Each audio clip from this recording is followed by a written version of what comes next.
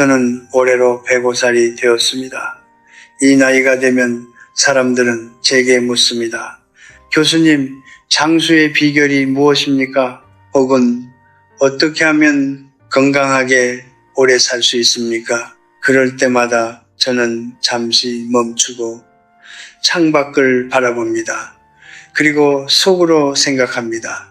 그것이 정말 당신이 물어야 할 질문입니까? 오래 산다는 것이 반드시 잘 산다는 것을 의미하지는 않습니다. 저는 105년을 살아오면서 수많은 사람들의 마지막을 가까이에서 지켜보았습니다. 전쟁터에서, 병실에서, 그리고 조용한 방 안에서 그들이 마지막 숨을 고르며 남긴 말들은 놀랍도록 비슷했습니다. 더 많이 벌 걸, 더 높이 올라갈 걸, 더 유명해질 걸, 이런 말을 한 사람은 단 한 명도 없었습니다. 그들이 후회한 것은 언제나 다른 것이었습니다. 그때 그냥 갔어야 했는데 그 말 한마디를 왜 못했을까? 조금만 더 써도 됐는데 왜 그렇게 아꼈을까? 오늘 저는 여러분께 절약에 대해 이야기하려 합니다. 하지만 제가 하려는 이야기는 아마 여러분이 기대하는 것과는 다를 것입니다. 저는 어떻게 하면 더 아낄 수 있는지를 말하려는 것이 아닙니다. 저는 무엇을 아끼지 말아야 하는지를 말하려 합니다. 왜냐하면 제가 한 세기를 살며 깨달은 가장 뼈아픈 진실은 이것이기 때문입니다. 잘못된 곳에서 아끼는 것, 그것이 인생에서 가장 비싼 실수입니다. 우리는 어릴 때부터 절약을 미덕이라고 배웠습니다. 낭비하지 말아라, 아껴 써라, 티끌 모아 태산이다. 저도 그렇게 살았습니다. 젊은 시절 저는 한 푼이 아까워 겨울에도 난방을 줄였고 낡은 신발 밑창에 종이를 덧대어 신었습니다. 그것은 가난이 강요한 전략이었고 당시에는 선택의 여지가 없었습니다. 하지만 그 습관은 세월이 지나도 사라지지 않았습니다.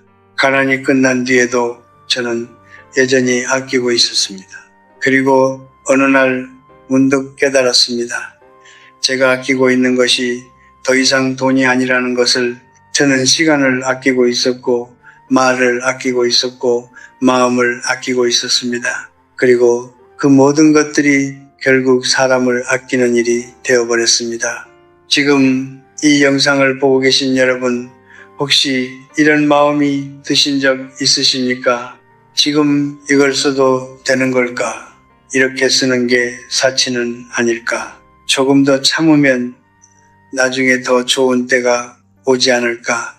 그 나중이 영원히 오지 않을 수도 있다는 것을 저는 너무 늦게 알았습니다. 저는 오늘 여러분께 6가지 이야기를 드릴 것입니다. 제가 살면서 직접 보고 듣고 때로는 직접 저질렀던 절약의 실수들입니다.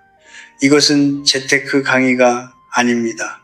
이것은 한 노인이 105년의 삶을 돌아보며 다시 살 수 있다면 절대로 아끼지 않겠다고 다짐하는 6가지의 고백입니다. 부디 끝까지 들어주시기 바랍니다. 왜냐하면 이 이야기는 아직 늦지 않은 여러분을 위한 것이니까요. 제가 40살이었을 때 함께 연구실을 쓰던 동료 교수가 한 명 있었습니다. 그는 저보다 5살이 많았고 누구보다 성실한 사람이었습니다. 새벽에 가장 먼저 출근하고 밤에 가장 늦게 퇴근했습니다. 그는 평생 자신의 몸보다 일을 앞세웠습니다. 주변에서 건강검진을 받으라고 권할 때마다 그는 손을 저으며 말했습니다.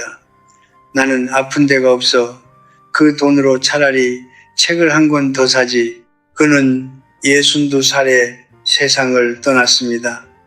위암이었습니다. 조금만 일찍 발견했더라면 충분히 살 수 있었다고 의사는 말했습니다. 그의 책상 서랍에는 끝내 읽지 못한 책들이 가득 쌓여 있었습니다. 저는 그날 이후로 이 질문을 멈출 수 없었습니다. 과연 그는 절약을 한 것일까요? 아니면 가장 비싼 대가를 치른 것일까요? 우리는 이상하게도 몸에 쓰는 돈을 유독 아깝게 여깁니다. 좋은 음식을 먹는 것은 사치처럼 느껴지고 정기검진을 받는 것은 괜한 걱정처럼 여겨집니다.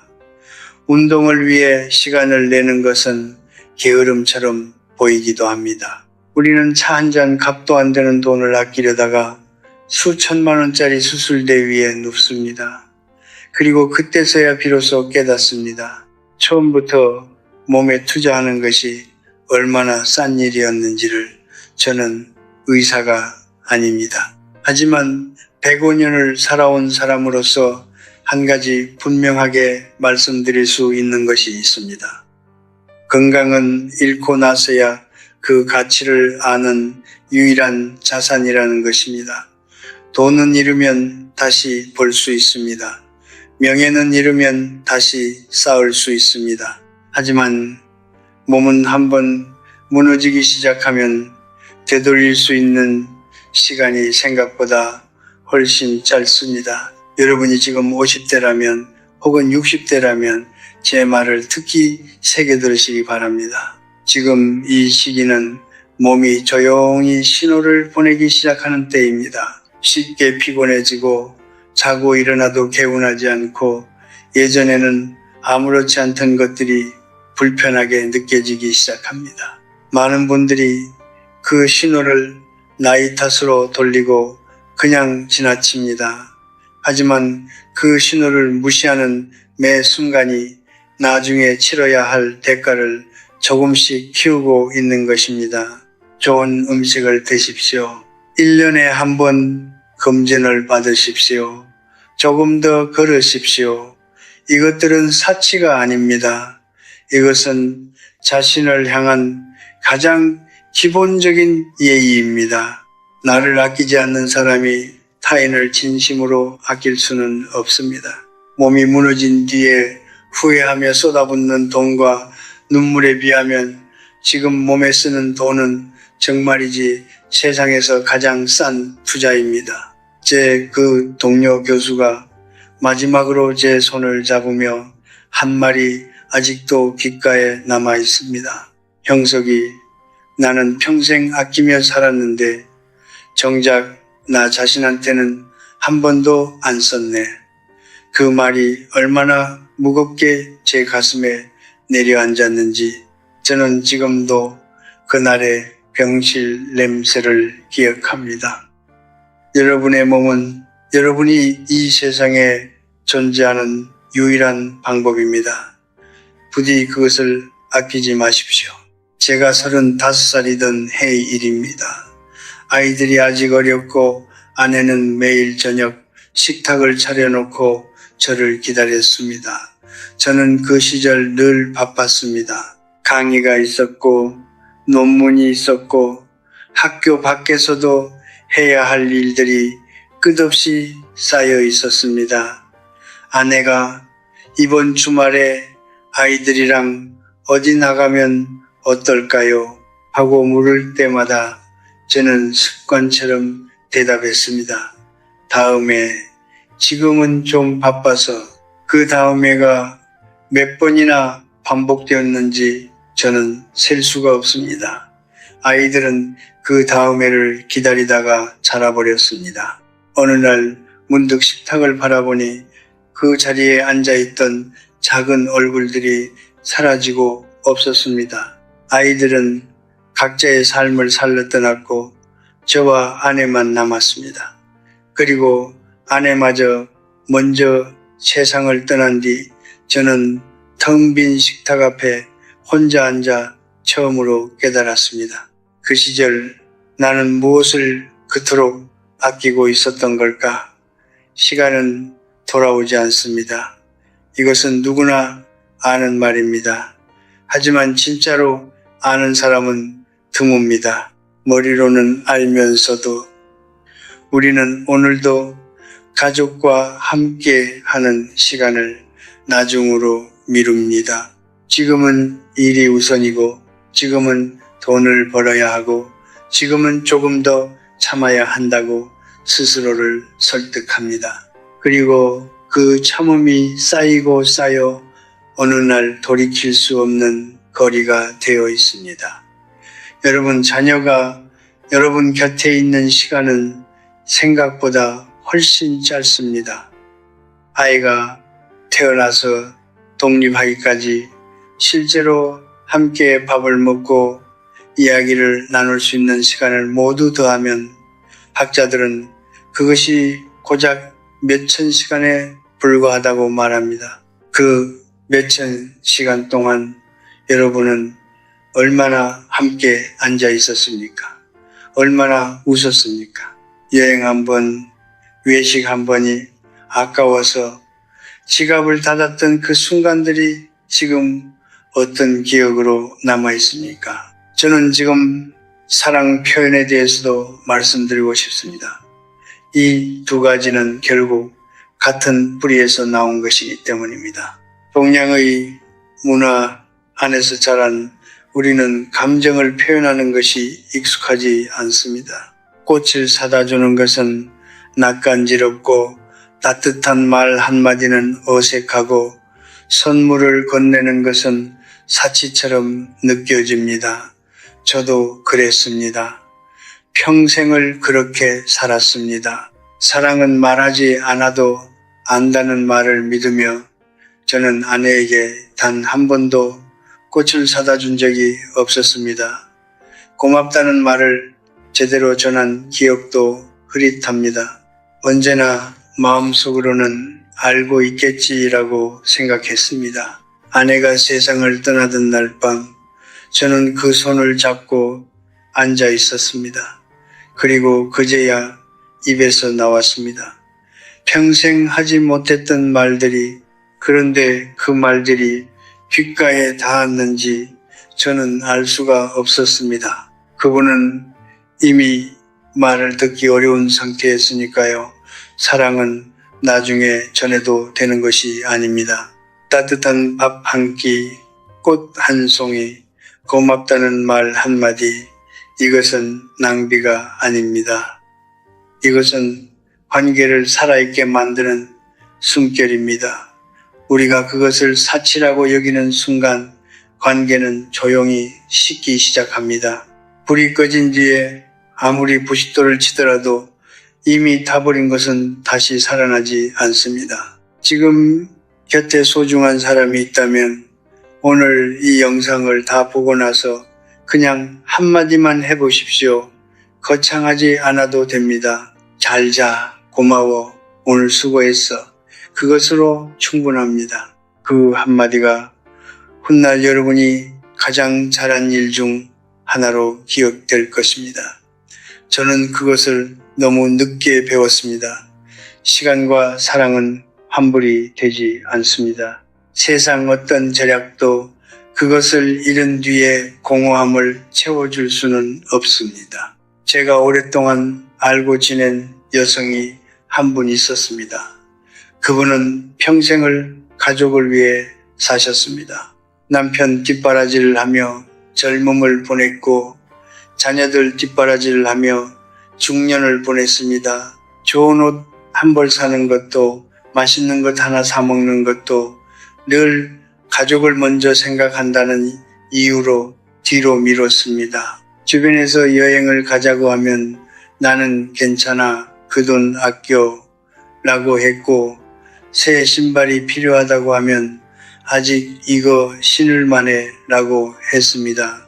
그분은 그것을 덕이라고 생각했습니다. 가족을 위한 헌신이라고 믿었습니다.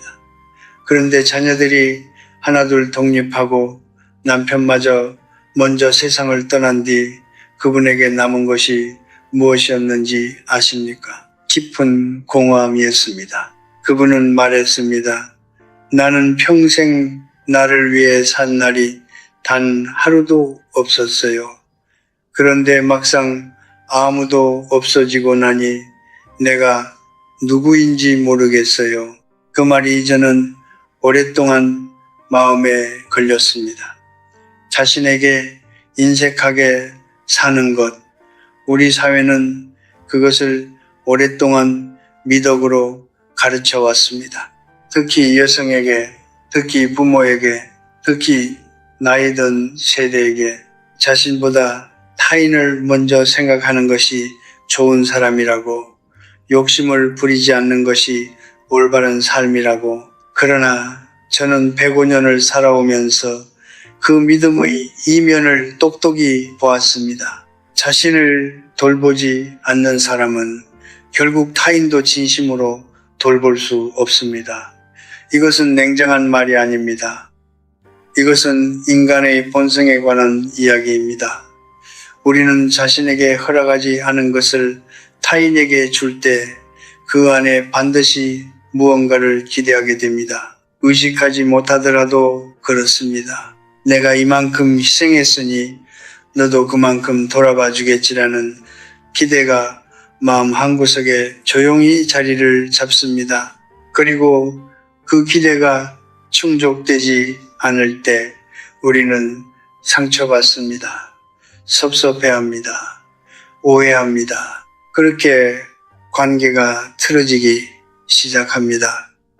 하지만 자신을 충분히 채운 사람은 다릅니다. 그런 사람은 타인에게 줄 때 조건을 달지 않습니다. 기대 없이 줄 수 있습니다. 왜냐하면 이미 자기 자신으로부터 충분히 받았기 때문입니다. 그것이 진정한 의미의 베품이고 진정한 의미의 관계입니다. 저는 정원을 좋아합니다. 나이가 들어서도 틈만 나면 작은 화단을 들여다보곤 했습니다. 그런데 정원을 가꾸다 보면 한 가지 진리를 배우게 됩니다. 자기 자신의 뿌리가 마른 나무는 아무리 열심히 물을 뿌려도 꽃을 피울 수 없다는 것입니다. 사람도 마찬가지입니다. 스스로에게 충분한 물을 주지 않은 사람은 언젠가 반드시 메말라 버립니다. 그리고 메마른 사람 곁에는 시간이 지날수록 아무도 남지 않게 됩니다. 여러분, 묻겠습니다. 마지막으로 자신을 위해 무언가를 사거나 자신을 위한 시간을 낸 것이 언제입니까? 갖고 싶었던 것을 나중에 또는 그럴 필요 없으라는 말로 눌러놓은 것이 얼마나 됩니까? 입고 싶었던 옷, 신고 싶었던 신발, 먹고 싶었던 음식, 가고 싶었던 곳, 그것들을 포기할 때마다 여러분은 자신에게 이렇게 말하고 있었던 것입니다. 나는 아직 그럴 자격이 없다. 그 말이 습관이 되면 노년의 깊은 공허함으로 돌아옵니다.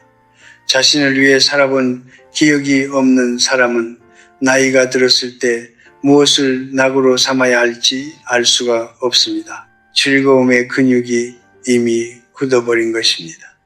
저는 여러분께 사치를 권하는 것이 아닙니다. 분에 넘치게 쓰라는 것도 아닙니다. 다만 이것만 말씀드리고 싶습니다. 하루에 하나쯤은 오직 자신만을 위한 작은 것을 허락하십시오. 좋아하는 차 한 잔, 조용히 앉아 읽는 책 한 페이지, 발에 맞는 편한 신발 한 켤레, 그것이 여러분을 이기적인 사람으로 만들지 않습니다. 오히려 그 작은 허락들이 쌓여 여러분을 더 따뜻한 사람으로 만들어 줄 것입니다. 자신에게 인색한 사람은 결국 삶 전체에 인색해집니다. 그리고 삶에 인색한 사람은 삶으로부터도 인색한 대접을 받게 됩니다. 제가 90살이 넘었을 무렵 오래된 친구에게 전화를 한 통 드리려고 했습니다. 50년 넘게 알고 지낸 사이였습니다. 젊은 날 같은 학교에서 가르쳤고 서로의 결혼식에도 갔었고 아이들이 어릴 때는 가족끼리 함께 밥도 먹었습니다. 그런데 어느 순간부터 바쁘다는 이유로 멀리 산다는 이유로 연락이 뜸해졌습니다. 명절 때 짧은 문자 하나, 가끔 안부 전화 한 통, 그것이 우리 사이의 전부가 되어 있었습니다. 그날 저는 전화기를 들고 번호를 눌렀습니다. 그런데 신호음이 한참 울린 뒤에 낯선 목소리가 들려왔습니다. 그분의 며느리였습니다. 친구는 이미 2년 전에 세상을 떠났다고 했습니다. 저는 한동안 전화기를 내려놓지 못했습니다. 2년이었습니다. 친구가 세상을 떠난 지 2년이 지나도록 저는 그 사실조차 몰랐습니다. 바빠서가 아니었습니다. 아파서도 아니었습니다. 그저 전화 한 통이 귀찮았고 안부를 묻는 것이 어색했고 작은 모임 하나에 드는 시간과 비용이 아까웠던 것입니다. 그 작은 인색함이 50년 인연의 마지막을 제가 모르는 채로 지나치게 만들었습니다. 인연에는 관리비가 있습니다. 이것은 비유가 아닙니다. 실제로 그렇습니다. 관계는 집과 같아서 아무리 튼튼하게 지어도 돌보지 않으면 반드시 낡습니다. 전화 한 통, 밥 한 끼, 경조사 한 번, 이 작은 것들이 관계의 지붕을 손보는 일입니다. 그것을 아끼기 시작하는 순간 지붕은 조용히 새기 시작합니다. 처음에는 티가 나지 않습니다. 그러다 어느 날 갑자기 천장이 무너집니다. 그리고 우리는 그제야 묻습니다. 언제부터 이렇게 됐지? 오래전부터였습니다. 아끼기 시작했던 그날부터였습니다.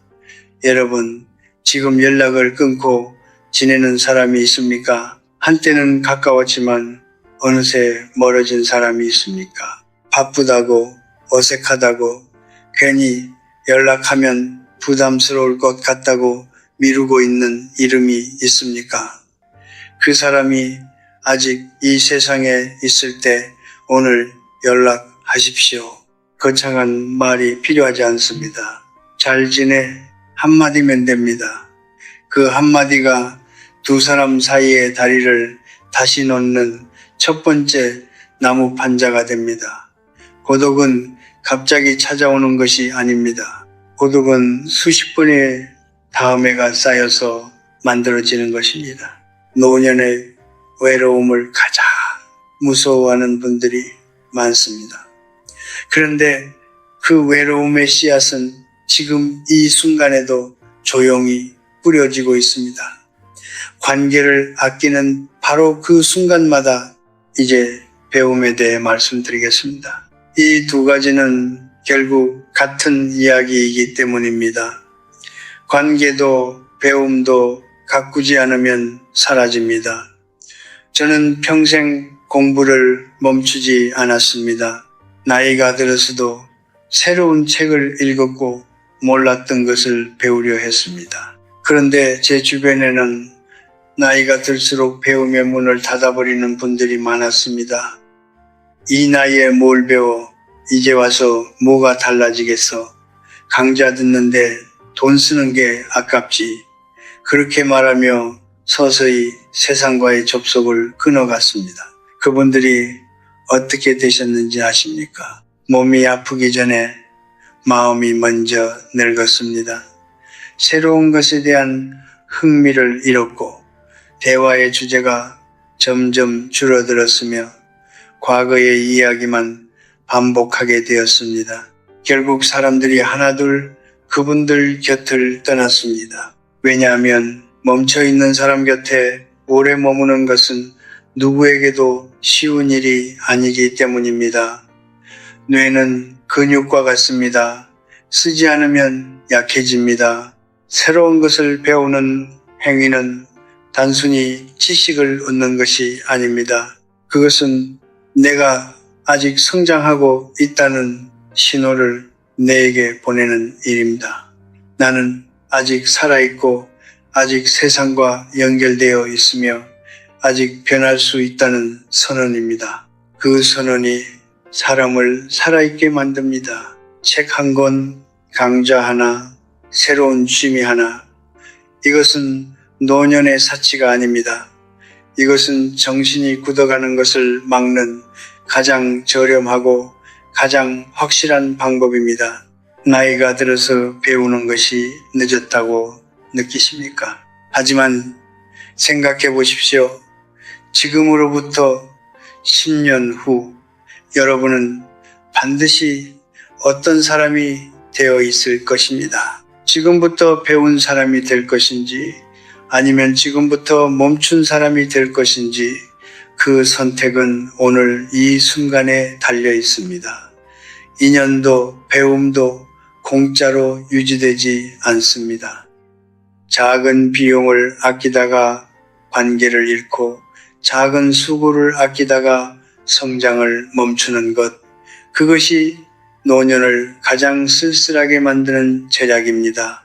지금 여러분 곁에 있는 사람에게 연락하십시오. 지금 여러분의 마음속에 있는 호기심을 따라가십시오. 그것이 훗날 여러분이 가장 잘한 일로 기억될 것입니다. 저는 오늘 여러분께 6가지 이야기를 드렸습니다. 몸을 아낀 것, 가족과의 시간을 아낀 것, 사랑의 표현을 아낀 것, 자기 자신을 아낀 것, 소중한 인연을 아낀 것, 그리고 배움을 아낀 것. 이 6가지는 서로 다른 이야기처럼 보이지만 사실 하나의 뿌리에서 자라난 것입니다. 그것은 바로 두려움입니다. 우리가 아끼는 이유는 대부분 지혜가 아닙니다. 두려움입니다. 나중에 부족할까봐, 남들에게 낭비한다는 소리를 들을까봐, 내가 그럴 자격이 없을까봐, 혹은 베풀었다가 상처받을까봐 그 두려움이 우리를 점점 작게 만들었습니다. 삶의 테두리를 점점 좁게 만들었습니다. 그리고 그 좁아진 테두리 안에서 우리는 안전하다고 느꼈습니다. 하지만 그것은 안전이 아니었습니다.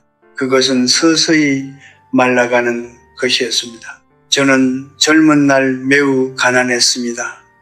전쟁을 겪었고 배고픔을 알았으며 아무것도 없는 것이 어떤 것인지 몸으로 배웠습니다. 그 시절의 절약은 생존이었습니다. 그러나 세월이 흘러 삶이 나아졌을 때에도 저는 그 절약의 습관을 놓지 못했습니다. 몸이 가난해서 벗어나도 마음은 여전히 가난 속에 머물러 있었습니다. 그것이 제가 오랫동안 깨닫지 못했던 가장 큰 감옥이었습니다. 진정한 절약이 무엇인지 저는 아주 늦게 배웠습니다. 진정한 절약은 덜 쓰는 것이 아닙니다. 더 의미 있게 쓰는 것입니다. 흘려버리는 돈을 줄이고 흘려버리는 시간을 줄이고 흘려버리는 감정을 줄이는 것입니다. 대신 그 아낀 것들을 정말 소중한 것에 깊이 쏟아 붓는 것입니다. 건강에, 가족에게, 사랑하는 사람에게, 자기 자신에게, 오래된 인연에게, 그리고 아직 꺼지지 않은 내 안의 호기심에게, 그것이 한 세기를 살아온 제가 내린 결론입니다. 여러분께 한 가지 여쭤보겠습니다. 지금 이 순간 여러분의 삶에서 가장 아끼고 있는 것이 무엇입니까? 돈입니까? 시간입니까? 아니면 마음입니까? 그리고 그것을 아끼는 이유가 지혜입니까? 아니면 두려움입니까? 그 질문에 솔직하게 답할 수 있다면 여러분은 이미 변화의 첫 번째 계단에 발을 올려놓은 것입니다. 저는 105살입니다. 이 나이가 되면 삶이 선명하게 보입니다. 젊을 때는 안개 속을 걷는 것 같았는데 나이가 들수록 안개가 걷히고 무엇이 진짜인지 보이기 시작합니다. 그리고 제가 이 나이에 진짜라고 확신하는 것은 통장의 숫자도 쌓아둔 명예도 남긴 업적도 아닙니다. 그것은 사람입니다. 순간입니다. 그리고 그 순간에 내가 얼마나 온전히 존재했느냐입니다. 여러분이 지금 몇 살이든 상관없습니다. 50이든 60이든 70이든 아직 늦지 않았습니다. 오늘 당장 모든 것을 바꿀 필요는 없습니다. 단 하나만 바꾸십시오. 오늘 아끼려고 했던 것 중에서 사실은 아끼지 말아야 할 것이 있는지 딱 하나만 다시 생각해 보십시오. 그 하나가 여러분의 삶을 조금씩 그러나 분명하게 바꾸어 놓을 것입니다. 저는 많은 사람들의 마지막을 보았습니다. 그리고 품위 있게 눈을 감은 사람들에게는 한 가지 공통점이 있었습니다. 그들은 아낄 것과 아끼지 말아야 할 것을 구분할 줄 알았습니다. 그들은 돈보다 사람을 먼저 챙겼고 체면보다 진심을 먼저 건넸으며 미래의 불안보다 오늘의 충만함을 먼저 선택했습니다. 그리고 그 선택들이 모여 후회 없는 삶이 되었습니다. 저는 여러분이 그런 삶을 사시기를 바랍니다. 아끼되 잘 아끼고 쓰되 깊이 쓰는 삶, 사랑하는 사람에게 인색하지 않고 자기 자신에게 너그러우며 배움과 인연의 불씨를 끝까지 살려두는 삶, 그것이 제가 105년을 살며 깨달은 가장 현명한 절약의 방식입니다. 인생은 화려한 축제가 아닙니다. 인생은 조용한 계속입니다. 그 조용한 계속 속에서 여러분이 매일 조금씩 더 깊이 살아가시기를 이 늙은 교수는 두 손 모아 바랍니다. 감사합니다.